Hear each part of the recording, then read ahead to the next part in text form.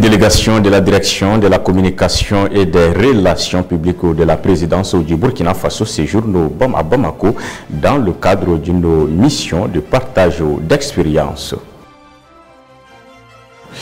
Nous parlons de la fistule obstétricale, une maladie qui touche de nombreuses femmes au Mali et qui brise aussi des vies et des foyers. Pour la première fois, le président de la RDC, Félix Tshisekedi, est en Chine pour une visite d'État.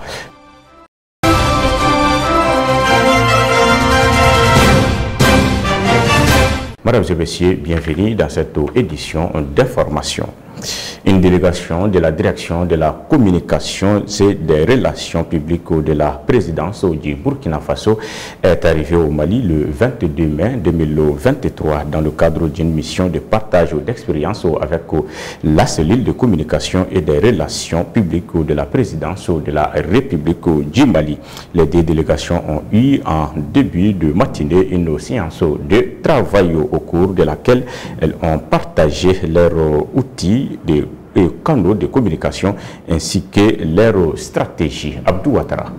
Ce mercredi, les deux délégations ont eu en début de matinée une séance de travail au cours de laquelle elles ont partagé outils et canaux de communication ainsi que leur stratégie. Après la présentation de l'équipe des deux bureaux de communication, le lieutenant-colonel Baba Cissé a exposé la stratégie de communication de sa cellule, les dates charnières de la transition ainsi que le rôle de sa cellule. Il a rappelé l'environnement particulier dans lequel les deux transitions évoluent. Un environnement marqué par la désinformation et la manipulation. Le lieutenant-colonel Baba Cissé a indiqué que cette visite traduit le renforcement de la coopération bilatérale entre le Burkina Faso et le Mali. Il a rappelé à l'occasion les tensions géopolitiques et géostratégiques qui imposent la tracée par les deux pays en transition de leur propre voie afin de se libérer de la tyrannie informationnelle, a-t-il souligné. Travailler à avoir des États souverains s'assume entièrement, a souligné Noufé Djourmité Nestor, directeur de la communication et des relations publiques de la présidence du Burkina Faso. Il a ensuite présenté le palais de Kossiam, leur stratégie, les activités de communication ainsi que leur mission. Il a également présenté leurs outils et leurs canaux de communication. Les deux bureaux de communication se sont réjouis de ces échanges fructueux qui vont leur permettre d'être plus performants dans leur traitement de l'information. Le coordinateur de la cellule de la communication et des relations publiques de la présidence du Mali a transmis des salutations du colonel Goïta à son homologue du Burkina Faso, le capitaine Ibrahim Traoré. Le directeur de la communication et des relations publiques du Burkina Faso a également transmis les salutations du président Traoré à son homologue malien. Les deux bureaux de communication ont ensuite été reçus par la haute autorité de la communication en début d'après-midi, le ministre de la communication ainsi que le premier ministre de la transition en fin d'après-midi. Partout où ils se sont rendus, des conseils leur ont été formulés pour le perfectionnement de leur travail de communication. Au cours de ces séances de partage d'expérience, le chef du gouvernement a rappelé aux deux bureaux que ce chantier de rapprochement des deux pays a déjà été baptisé par le colonel Assimi Goïta et le capitaine Ibrahim Traoré. Le président de la transition, son excellence le colonel Assimi Goïta, a réussi à accorder ce mercredi 24 mai 2023 une audience à une délégation du Haut Conseil des Maliens de la Côte d'Ivoire. Cette délégation est venue présenter ses condoléances au président de la transition après le décès de son père en avril dernier et aussi le remercier pour la libération des 49 soldats. Depuis la libération de ces soldats, la solidarité et la fraternité s'est consolidée entre les Maliens et les Ivoiriens, a témoigné le président du Haut Conseil des Maliens de la Côte d'Ivoire, Moulayo Aïdara, tout en estimant que cela est à l'honneur du président de la transition, son Excellence le colonel Assimi Goïta. Le Haut Conseil des Maliens de Côte d'Ivoire a profité de cette audience pour exhorter le colonel Assimi Goïta à la réhabilitation du poste de Zégoua en vue de faciliter les déplacements des Maliens résidant en Côte d'Ivoire. La fistule obstétricale qui se traduit par l'écoulement permanent des liquides urinaires ou digestives touche de nombreuses femmes au Mali. À cet effet, le professeur Teguete Ibrahima, gynécologue obstétricien, nous parle de cette maladie qui fait vivre le calvaire à plusieurs femmes. Reportage d'Ado Doucouré et Moussa Diallo. La fistule obstétricale est une perforation entre le vagin et la vessie. La cause réelle de la fistule, c'est un accouchement très difficile, trop laborieux, où l'évolution normale du travail n'a pas pu avoir lieu. La tête du fœtus va venir comprimer des tissus mous que sont la vessie, l'urétère, le vagin, le rectum. Ces tissus mous seront comprimés pendant des heures par la tête fœtale contre les os du bassin de la femme. Un bassin inapproprié pour l'accouchement par les voies naturelles parce que trop petit, ce qui crée un trou entre la vessie et le vagin. Donc l'urine ne peut plus stagner dans la vessie. Ça va s'écouler par le vagin de façon permanente. Pareillement, si le rectum reste comprimé entre la tête du fœtus et les os du bassin, c'est les selles qui vont s'écouler pour passer par le vagin. En effet, cette maladie touche de très nombreuses femmes. Leur vie devient un calvaire. Les conséquences sont extrêmement insupportables sur le plan psychologique, sur le plan socio-économique. Parce que ces femmes-là, très généralement, sont des exclus de la société. Elles quittent généralement le foyer conjugal où elles ne sont plus désirées parce qu'elles ne peuvent plus assumer les besoins de la sexualité. Mais surtout, elles sont aussi exclues, même si elles le désirent, étant permanemment mouillées, même le repas qu'elles préparent, les autres membres de la famille n'acceptent pas de consommer cela. Et ça, c'est une charge insupportable. Malheureusement, c'est fréquent. Et c'est pourquoi le ministère de la Santé et du Développement social a mis en place tout un grand programme de lutte contre la fistule obstétricale avec le soutien des différents partenaires pour pouvoir lutter contre l'exclusion de ces femmes-là qui n'ont rien fait pour mériter un tel comportement. De 2014 à 2018, 2000 cas de fistules obstétricales ont été recensés au niveau régional. Les causes sont multiples. Si la femme ne peut pas accoucher par les voies naturelles et qu'on la laisse entrer en travail dans un milieu où on n'a pas accès à une structure qui peut opérer, ça c'est le début du mal pour être accouchée. Et quand il y a des difficultés, qu'elle puisse être acheminée dans une structure capable de mettre un terme rapidement à cette difficulté d'accouchement qu'on appelle la dystocie. Et la seule solution qu'il y a, c'est la césarienne. Et je dois dire que le gouvernement du Mali a fourni beaucoup d'efforts dans ce sens. Parce que depuis juin 2005, la césarienne est une intervention chirurgicale gratuite pour toutes les femmes qui accouchent dans les structures privées, dans les structures publiques du Mali, c'est-à-dire les centres de santé de référence et les hôpitaux régionaux et les hôpitaux nationaux. Mais la cause lointaine de ces accouchements difficiles, c'est la maternité précoce. En obstétrique moderne, l'âge optimal de procréation, c'est de 20 à 34 ans. Prévenir la fistule obstétricale est possible grâce à la consultation prénatale. Quand on voit un seul cas de fistule obstétricale, ça veut dire qu'il y a un échec du système de santé. Parce que la fistule doit tout simplement être empêchée, évitée, prévenue. Prévenir la fistule obstétricale, c'est faire en sorte que toutes les femmes qui sont enceintes aient accès de façon universelle à des soins de qualité, où qu'elles soient, pendant la grossesse et pendant l'accouchement particulièrement, qu'elles puissent être assistées par un professionnel qualifié, bien formé, bien compétent pour conduire l'accouchement. Parce que la cause réelle de la fistule, c'est un accouchement très difficile. Nous, on a l'habitude de dire, avoir un seul cas de fistule obstétricale, c'est comme un échec pour le système de santé. Et c'est pourquoi il faut s'appesantir sur la prévention.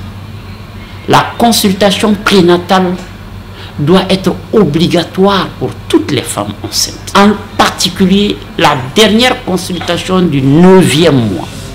Son objectif, c'est de dire, Madame, vous pouvez accoucher par les voies naturelles ou vous ne pouvez pas accoucher par les voies naturelles.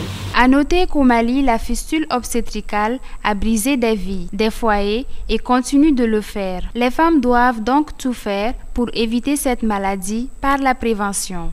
Le Conseil des ministres s'est réuni en session ordinaire le mercredi 24 mai 2023 dans sa salle de délibération au palais de Koulouba sous la présidence du colonel Assimi Goïta, président de la transition, chef de l'État. Après l'examen des points inscrits à l'ordre du jour, le Conseil a adopté des projets de texte, procédé à des nominations et attendu des communications. Suivons la lecture du communiqué.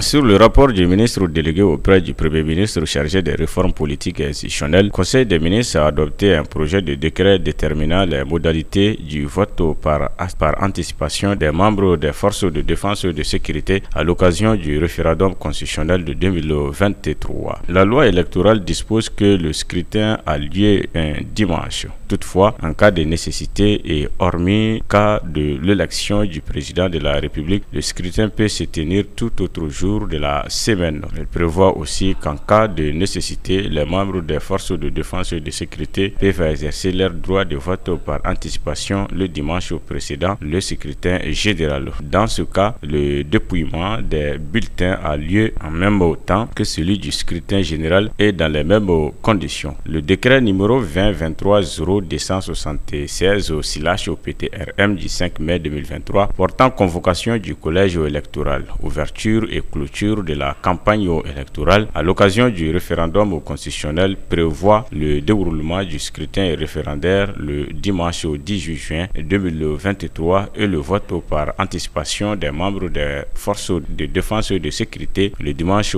précédent, soit le 11 juin 2023. Le projet de décret est adopté en application des dispositions de la loi électorale, définit les modalités du vote par anticipation des membres des forces de défense et de sécurité. Sur le rapport du ministre des Transports et des Infrastructures, le Conseil des ministres a adopté un projet de décret fixant le cadre organique et la cellule des travaux routiers d'urgence. La cellule des travaux routiers d'urgence est créée par la loi numéro 03-029 du 21 juillet 2003, modifiée avec pour mission l'exécution des travaux d'aménagement et d'entretien routier nécessités par l'urgence, la réparation des dommages causés aux routes et aux ouvrages de franchissement par les intempéries et les calamités. L'exécution des travaux d'entretien routier dans toutes les zones géographiques où l'entretien du réseau routier n'est pas assuré par les entreprises privées. Le décret numéro 20-23-006/PTRM du 12 janvier 2023 a été adoptés pour adopter l'organisation et le fonctionnement de la cellule à l'évolution de l'environnement à travers notamment la création de nouvelles antennes régionales. Le projet de décret adopté intègre cette nouvelle organisation dans le cadre organique et dote pour les 5 prochaines années la cellule en personnel nécessaire pour l'exécution de ses missions. Au chapitre des mesures individuelles, le Conseil des ministres a procédé à des nominations. Au chapitre des communications, sur le rapport du ministre des Transports et des Infrastructures, le Conseil des ministres a pris acte d'une communication relative aux modalités d'exploitation du trafic ferroviaire des voyageurs et des marchandises par la Société des patrimoines ferroviaires du Mali. Le transport ferroviaire est vital pour les régions traversées par les rails et essentiel par le Mali tout entier. Il joue un rôle important dans le cadre de la complémentarité des modes de transport. L'arrêt du trafic ferroviaire et des activités qui y sont liées depuis mai 2018 a réduit les revenus des usagers riverains des rails, atteint le moral des ménagers, impacté la modalité des populations et ébranlé l'économie tant dans les régions traversées qu'à l'échelle nationale. Dans le cadre de la mise en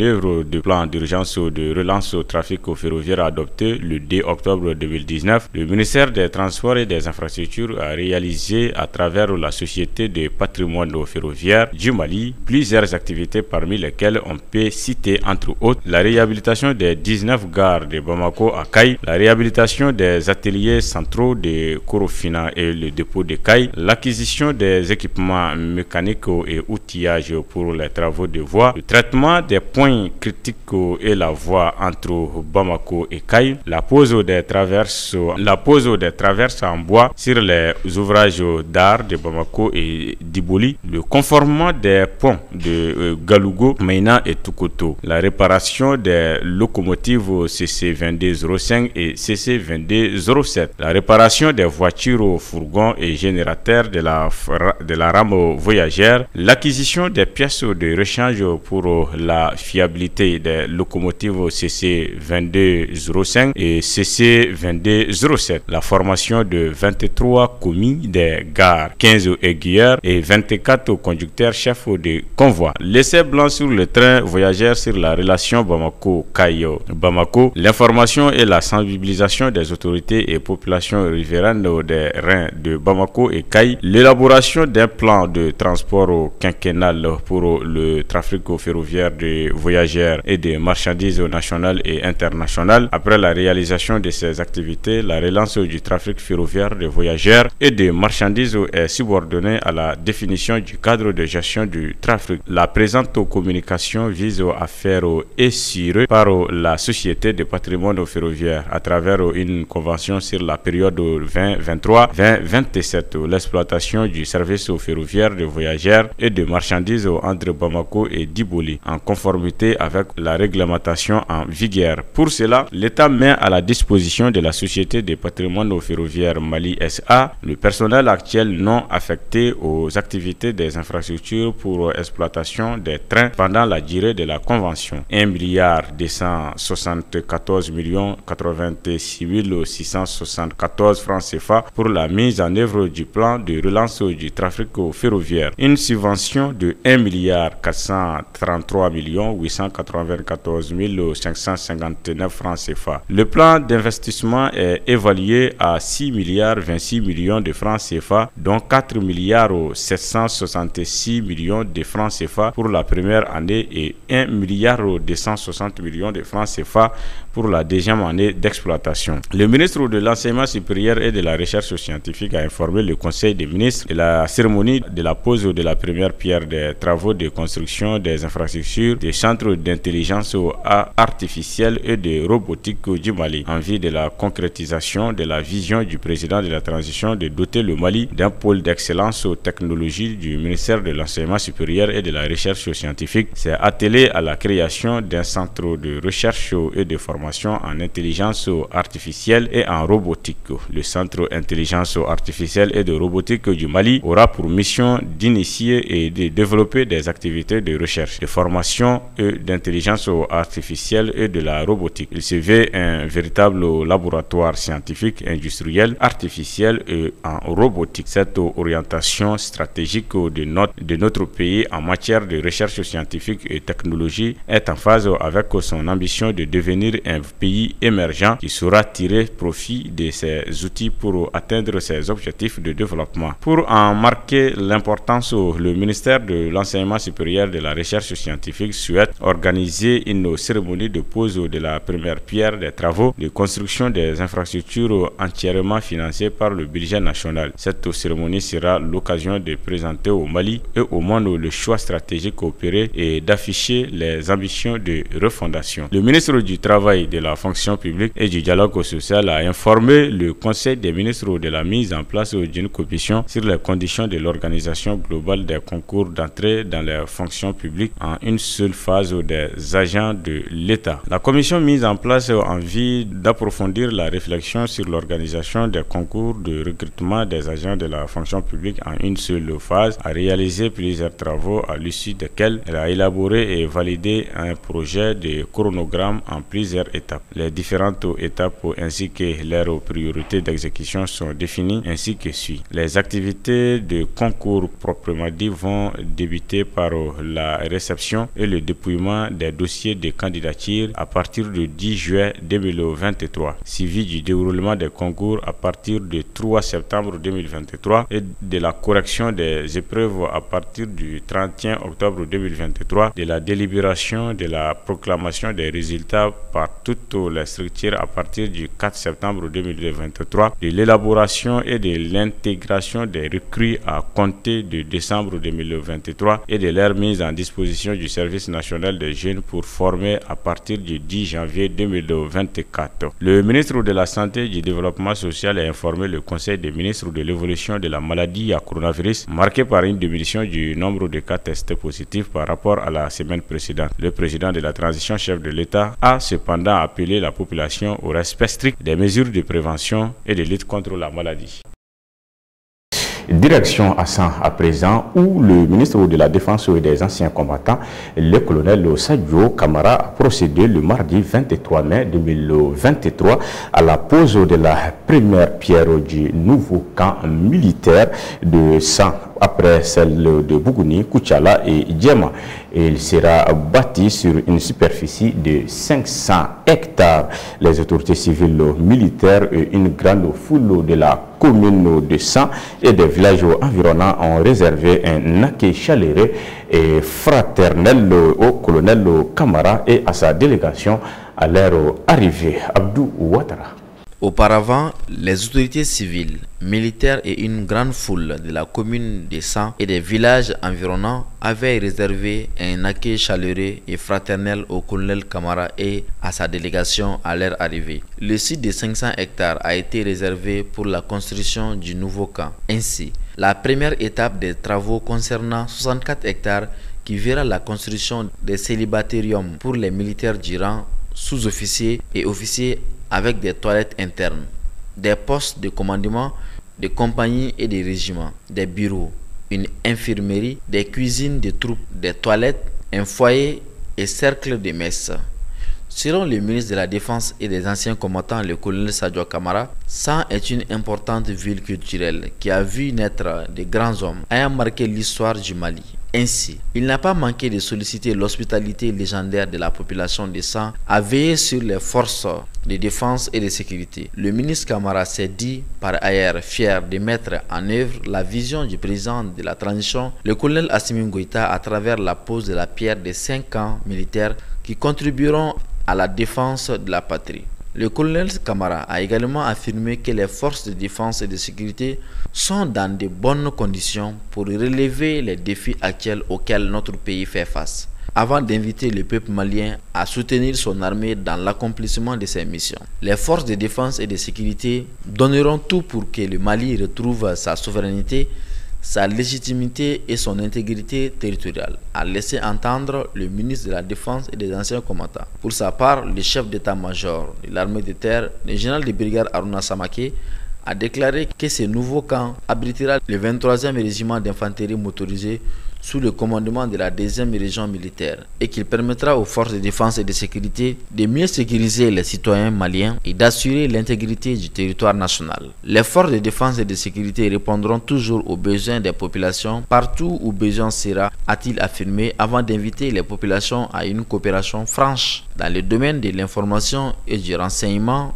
en faveur des forces de défense et de sécurité. Le gouverneur de la région de San, le colonel Ousmane Sangaré, a pour ce qui le concerne souligné que la réalisation de ces infrastructures fera non seulement le bonheur de sa région, mais du Mali tout entier. Pour terminer, le chef de l'exécutif a assuré de la disponibilité de sa région à accompagner les initiatives des autorités de la transition pour redonner au Mali sa paix datant. Le porte-parole des chefs de village de San, Alpha Senou Traoré, maire de la commune de San, a, de prime abord, fait des bénédictions pour les autorités de la transition afin qu'elles soient à la hauteur des missions qui leur ont été confiées. Il a enfin promis son soutien et celui de sa population aux plus hautes autorités dans la lutte contre le terrorisme et la refondation nationale. La réalisation de ces nouveaux camps renforcera les dispositifs de sécurisation des régions concernées et permettra la libre circulation des personnes et de leurs biens.